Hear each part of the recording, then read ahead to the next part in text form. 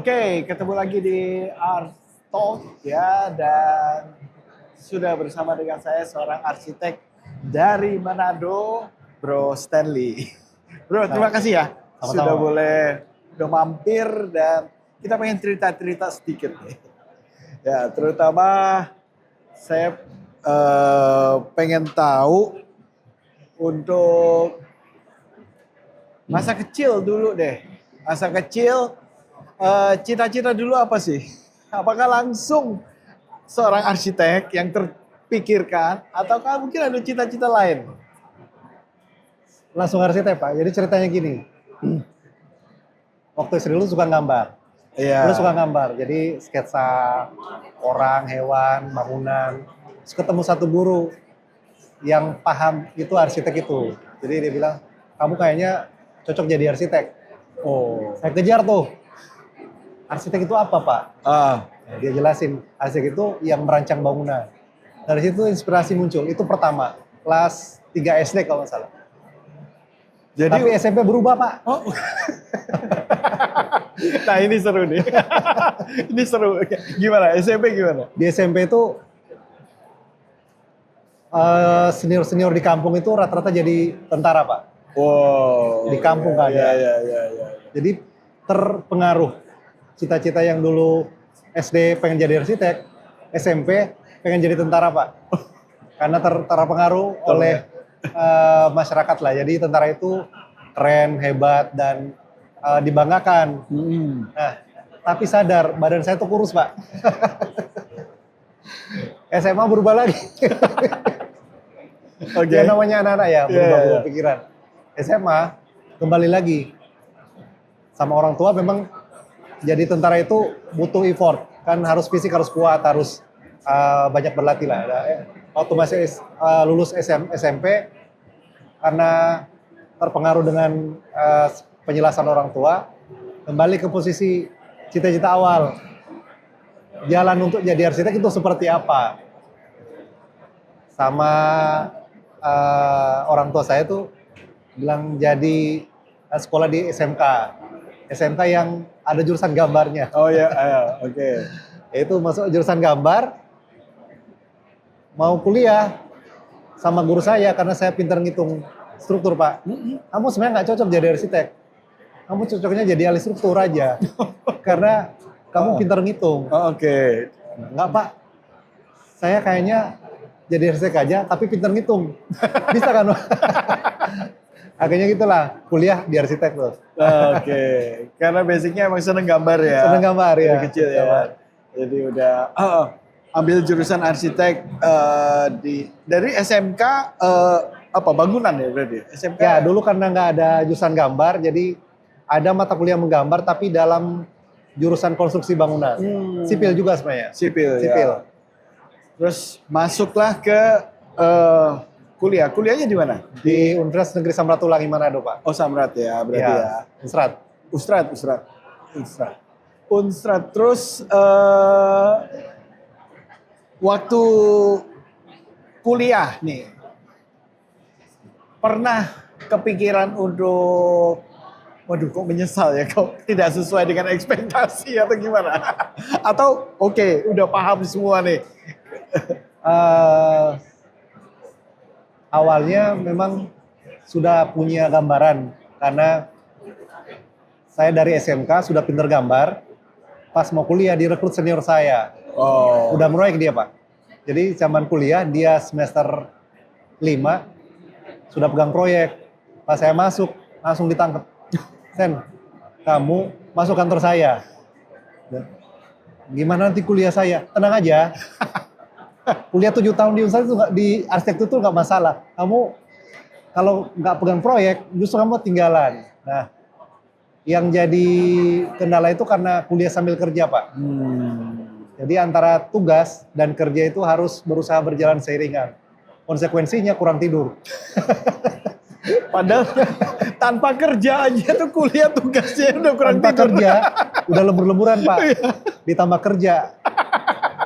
Tidurnya ini ya Pak ya, suka dukanya jadi arsitek sambil kerja itu beda. Kalau kuliah aja, saya lihat teman-teman mereka itu tekanannya hanya di tugas ya. Heeh. Tidur masih sempat di tempat tidur ya. Ya. Kalau kuliah sambil kerja, tekanannya double Pak. Dari dosen sama dari owner. Tidur ya di jalan, kadang di mobil atau kadang sambil kuliah tutup mata. Iya. Memang itulah. Gitu. Teman-teman yang arsitek pasti mengerti ya kondisi Yang pasti itu. mengalami kondisi seperti itu, apalagi yang sudah proyek dari sejak Iya. kuliah ya. Tapi ya lumayan ya. Jadi istilahnya dari awal kuliah tuh sudah dapat pegang project ya. Istilahnya Iya, sudah dikasih tanggung jawab gitu.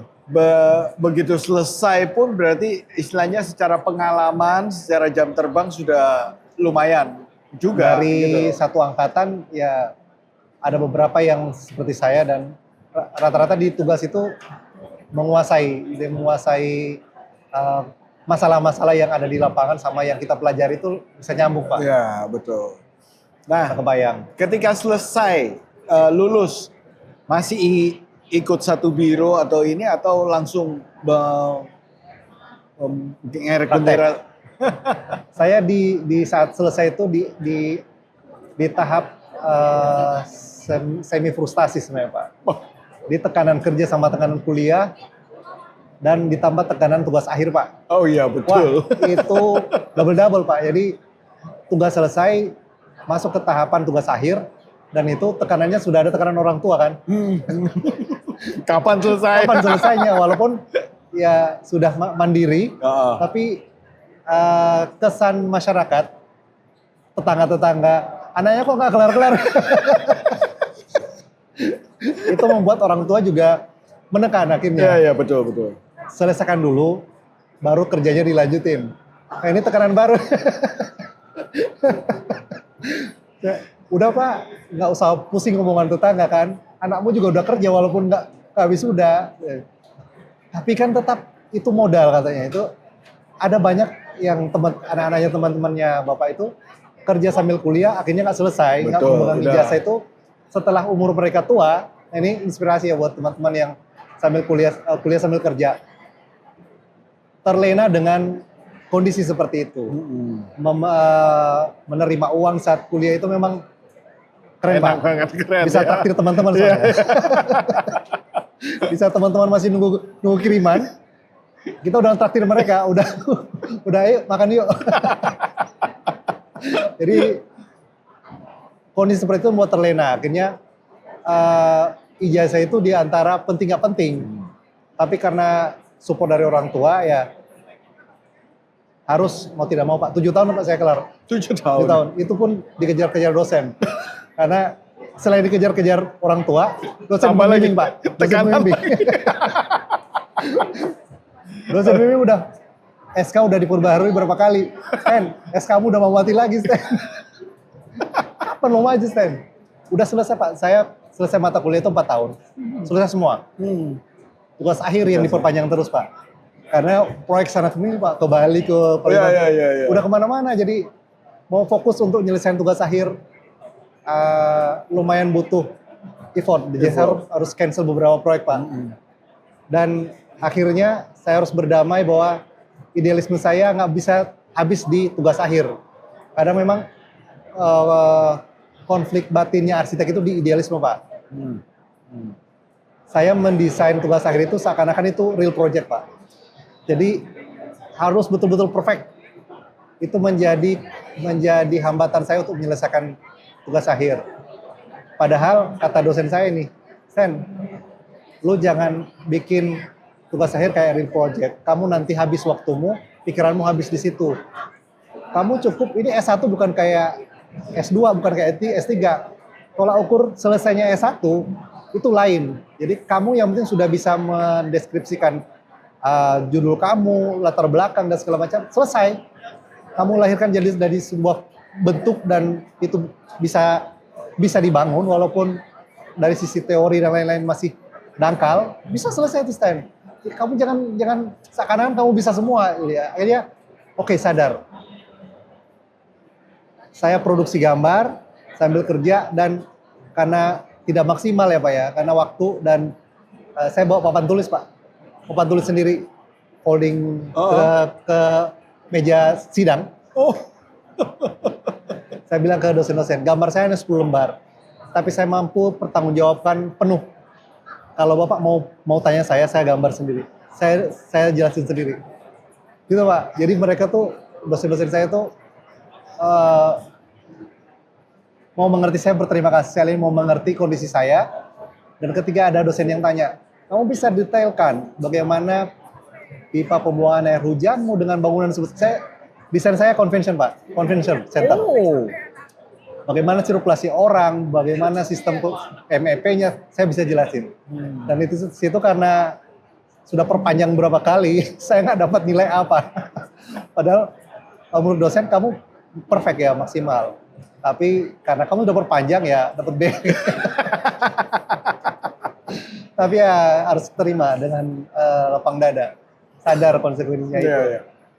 Terus setelah itu ikut orang, ikut. Nah, karena dia mengfrustasi itu Pak, saya itu juga nggak sengaja sebenarnya. Jadi saya sudah sejak kuliah suka berkomunitas, berkegiatan. Bapak tahu pecah kucah naik nggak? Itu kegiatannya Jepang. Jadi masing-masing presenter itu memaparkan idenya, apapun itu selama 20 menit, 20 slide, tanpa pertanyaan. Jadi apapun yang mau disampaikan, mau diaspirasi itu saya bikin di Manado Pak. Oh, oke. Saya bikin di Manado, saya publikasikan dengan teman-teman komunitas. Yuk kita bikin acara yuk, kayaknya jadi. Pecah kucah naik Manado 1. Di Bali, di Bandung kayak beberapa ada acara seperti itu. Nah, saya nggak sengaja ketemu TEDx, tahu TEDx kayak? TEDx itu, Ya, ya. mirip-mirip konsepnya Pak. Itu yang prestasi Pak Anies Baswedan. Dia punya program Indonesia Mengajar Pak. Betul, betul, betul. Saya di satu sisi saya pengen istirahat karena frustasi. Lihat program itu, akhirnya saya masuk itu. Saya mendaftar pengen keluarlah dari zona frustasi saya itu. Itu jadi tempat pelarian saya. Di Manado ya? Program itu kan merekrut multidisiplin ilmu. Saya ikut sebagai fotografer waktu itu. Oh iya, ya, kelas di inspirasi Surabaya. berarti. Fotografer kelas inspirasi ya. Iya, iya. Jadi saya ikut dari 5.000-an kayaknya, lolos 52. Saya salah satu dan penempatannya di Selat Malaka. Itu setahun saya istirahat betul-betul dari dunia profesi. Saya jadi guru. Oke. Kembali dari situ langsung Pak. Saya nggak masuk ke biro, tapi masuk ke konstruksi dulu. Ke Wasita Karya dulu. Oh, Jadi, oke. masuk ke situ, kemudian saya jadi fotografer sambil saya hobi dulu, Iya, iya. fotografer. Nah, saya rata-rata arsitek hobi fotografer ya. Nah, setelah itu baru saya buka biro. Baru buka biro Iya. ya. Oke.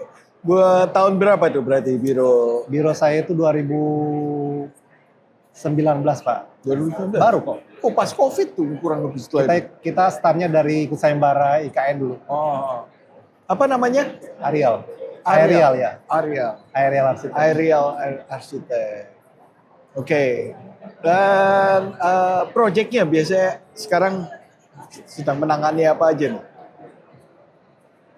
Sekarang itu yang lagi jalan, jadi ada rumah tinggal, kos-kosan juga kerja. Ada restoran, ya. Kemudian interior, kantor, rumah, kafe, ada kafe Pak. Oke. Tadi dikatakan senang ikut komunitas ya. Salah satu komunitas yang Anda menggagas ya, Komantara. Iya, iya. Komunitas Arsitek Nusantara. Ya. Tapi di Manado atau ada Kita di berbagai Komantara? awalnya idenya tuh di Manado Pak. Komunitasnya sudah ada sejak lama. Oh, oke. Namanya Komunitas Arsitek Sulawesi Utara. Oh, Sulawesi Utara. Ya. Komunitas Arsitek Sulawesi Utara. Komunitas Arsitek Sulut ya.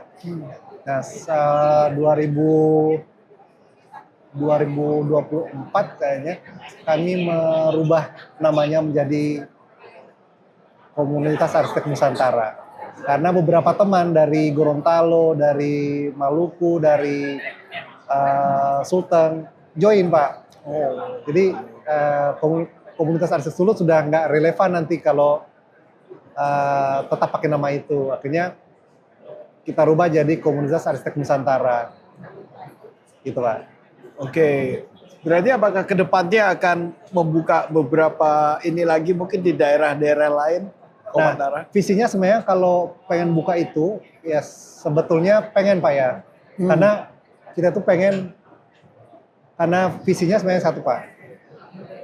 Membantu para alumni, fresh graduate yang masih bimbang mau kemana mereka. Karena Komantara ini sebenarnya jadi wadah atau jadi jembatan dari fresh graduate menuju ke dunia profesional. Jadi kami mengedukasi mereka bagaimana berpraktek, apa yang perlu dikuasai, kemudian asosiasi apa yang tersedia untuk bisa masuk di AI, HDII, perencana kota atau apapun yang potensial dimasukin GBCI atau IABH yang bangunan hijau atau landscape yang relate dengan jurusan arsitektur Pak. Ya betul. Nah, setiap tahun universitas memproduksi ribuan fresh graduate dan hanya berpraktek jadi arsitek 0,2-nya. Betul Pak, itu data. Oke. Kemana yang lain? Iya. Memang ada sektor swasta, sektor privat ada sektor publik yang di pegawai negeri ya, di karyawan swasta. Tapi yang betul-betul berpraktek sebagai arsitek sedikit Pak, sedikit. Apa kendalanya? Karena belum tahu aturan mainnya. Oke. Jadi kami di komunitas mengajarkan itu. Peluru-pelurunya apa saja untuk jadi profesional kan? Pertama itu ya kita punya izin praktek. Sebelum izin praktek bisa jadi asisten dulu. Tapi ya harus menguasai beberapa software. Di kuliah nggak diajarin. Di komunitas juga kita ajarin. Jadi ada kelas-kelas software, kelas public speaking Pak. Jadi kelas public speaking kayak yang baru merintis jadi punya biro, startup biro itu, kita kasih panggung. Oke. Kita kasih panggung. Kalian latihan ngobrol. Walaupun memang setiap hari-hari itu kita ngobrol di klien, tapi ini kan cuma berdua atau bertiga ya, paling banyak orang. Tapi kalau di publik kasih panggung, beda rasanya. Iya. Kenapa kita kasih panggung Pak? Sekarang zamannya teknologi. Kita butuh sebuah exposure. Nah, komunitas bisa jadi ranahnya, bisa jadi wadahnya. Iya, betul. Itu tidak disediakan oleh asosiasi Pak. Karena asosiasi punya rule sendiri. Nah, untuk masuk asosiasi dan jadi narasumber itu kan butuh jalur yang panjang. Butuh. Oh iya, betul. Butuh jalur yang panjang. Nah, di komunitas enggak. Bisa. Lu mau? Minggu depan lu ngisi. Berani nggak? Iya. Lebih bebas, lebih cair ya. Kita nggak punya jalur birokrasi yang panjang. Jadi yang penting lu bersedia, jadwalnya geser. Iya, itulah. Gitu. Support system ya. Betul. Di komunitas itu. Saya ya. pengen di daerah lain juga seperti itu ya, komunitas-komunitas yang mendukung para alumni yang baru kelar untuk mencari jalannya. Kita bukannya menutup potensi, tapi membuka potensi seluas-luasnya. Kami sadar dari IAI itu pernah post itu dari DAI bahwa di Indonesia rasio arsitek terhadap masyarakat itu 1:10.000 kalau nggak salah.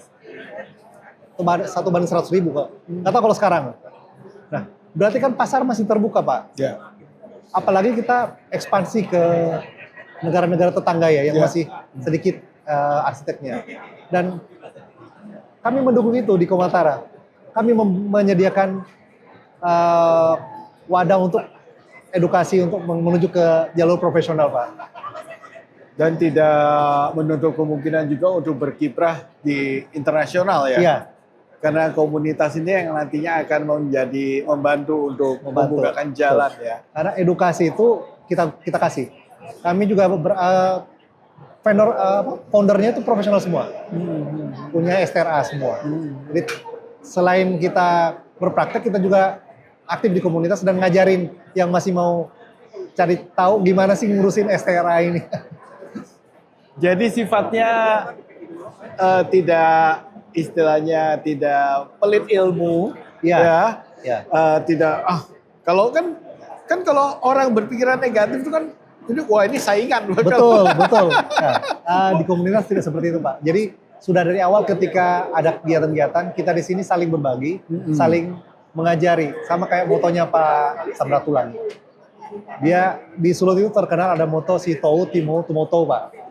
Jadi manusia hidup, manusia itu dikatakan dia manusia ketika dia bisa memanusiakan manusia yang lain. Wow, ya, betul. Hebat Pak moto itu, Pak. Ya, betul. Jumlah anggota dari Komantara sudah berapa? Kalau jumlah anggota memang kita tidak melakukan pendataan, tapi kita punya grup Pak yang aktif. Kalau founder sendiri ada 12 orang, foundernya. Dan sekarang anggota grup yang aktif itu ada 500-an Pak. 500-an dan terpapar dengan informasi dari komunitas. Kalau range umurnya? Usianya heterogen Pak. Jadi mulai dari fresh graduate sampai yang senior pun ada. Seniornya ya ada ya? Iya. Berarti memang Ketika Komantara kita undang acara, senior-senior banyak yang datang Pak. Oke. Dan tadi ya jangkauannya sudah bukan hanya Sulawesi Iya, Utara ya, sudah iya. melebar ke area sekitar ya. Oke. Nah terus dari ada nggak harapannya Komantara berikutnya nih? Apa yang masih impiannya yang ingin dicapai dari Komantara? Harapan saya dalam waktu dekat sebenarnya pengen bikin desain hub Pak. Jadi desain hub itu isinya co-working space untuk teman-teman bisa terutama yang startup ya berkantor walaupun secara virtual dulu, punya alamat dulu di situ dan mereka pede dengan alamatnya, Oh iya betul. benefit dengan alamatnya, mereka janjian ketemu klien juga pede di situ, teman-teman industri produk juga bisa join buat ikutin display di situ dan kita bisa saling terhubung antara industri dari kampus Pak. Jadi kita ngasih kuliah umum atau mata kuliah teknologi bahan itu Pak di kampus-kampus. Kemudian industri juga mendapat manfaat dari situ. Teman-teman arsitek, masyarakat juga bisa teredukasi Pak. Dengan adanya desain hub itu, masyarakat tahu di mana cari arsitek. Oke, betul. Kalau di Manado sendiri gimana tanggapan masyarakat umum terhadap profesi arsitek sih? Sejak 2000 kapan diberlakukan PBG sama SLF yang wajib ditandatangani oleh arsitek Pak. Mulai dari situ Pak, udah mulai dikenal dan dihargai jasanya. Oke. Padahal 2022 kayaknya Pak. Oke. Padahal kampus yang punya fakultas atau jurusan arsitektur cukup banyak ya? Banyak, ada 5. Ada 5 Ada ya 5. di Manado ya? Iya, Oke. Dan itu peminatnya banyak? banyak. Wow. Setiap tahun tuh ribuan Pak. Ribuan ya? Berarti kan Satu sebetulnya... tahun itu wisudanya 4 atau 5 kali. Oh, oke. Satu kampus itu bisa mengeluarkan 200 per wisuda. Per wisuda? Kali 4 aja udah 800 satu kampus, kali 5. Wow. Ya. Dan itu ya sebetulnya kan berarti ada minat ke jurusan arsitek ini kan cukup besar juga. Ya. Gitu. Memang tidak terserap semua di Manado Pak, di Sulut tidak semua, karena menyebar. Ya. Dan mereka ada yang ke Bali, ke Jakarta banyak.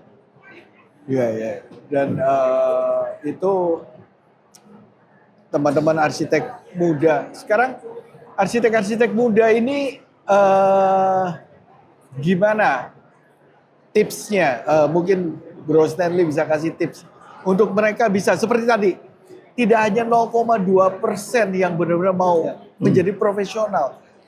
Mungkin kan mereka minder ya, atau mungkin merasa waduh ribet kah atau Jalannya yang belum tahu Pak. nah Sekarang zaman teknologi ya, jadi keberanian memulai itu memang faktor penentu. Karena maklum Pak, jiwa wirausaha atau jiwa pengusaha ini tidak semua punya. betul. Jiwa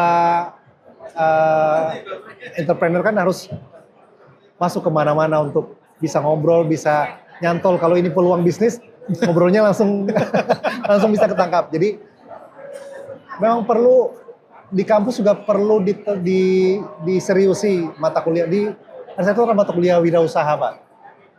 Perlu diseriusi mata kuliah wirausaha. Karena tanpa ada penekanan yang serius dari mata kuliah wirausaha, si arsitek hanya berhenti jadi karyawan, Pak.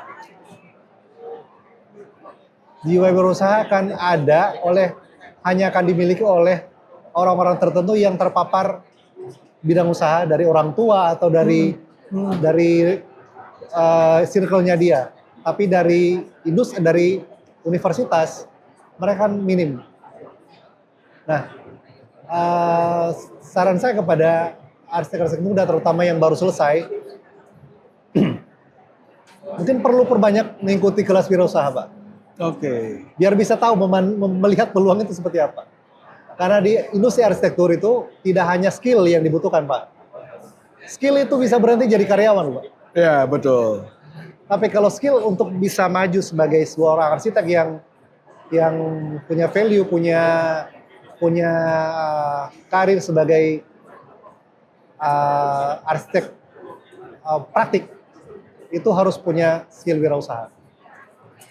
Ya, betul sih. Dan memang nggak semua orang, tapi mungkin dengan ikut komunitas jadi menumbuhkan ini ya. Ya, keberanian itu. Keberanian ya. Dan mengasah jiwa wirausahanya. Nice. Di komunitas foundernya itu pengusaha, Pak. Oh. Ada yang founder cafe, ada yang owner cafe, ada yang owner laundry, ada yang owner kontraktor, ada yang owner, pokoknya ada bisnis sampingan dari selain praktek sendiri, kantor arsitek. Iya. Ya paling nggak dari situ teman-teman muda yang bisa ada mentornya lah ya, bagaimana keuangan, mengatur keuangan, negosiasi dan lain sebagainya kan. Cari staff gimana. Cari staff, betul. Di komunitas bahkan kita punya grup sendiri untuk e-commerce, Pak. Oh. Jualan barang material bekas di situ, cari vendornya di situ, cari ininya di situ, cari staff di situ.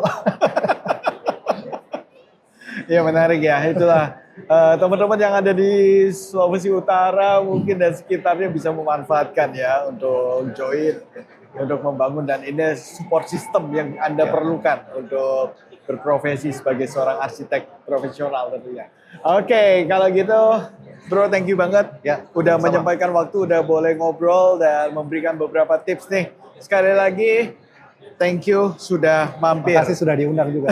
Oke. Ya itu ya. Senang bisa berbagi. Pembicaraan kita dengan Bro Stanley dari Komantara, dari teman-teman Sulawesi Utara ya. Dan kita nanti akan ngobrol lagi dengan teman-teman arsitek yang lain. Jadi sampai jumpa. Bye-bye.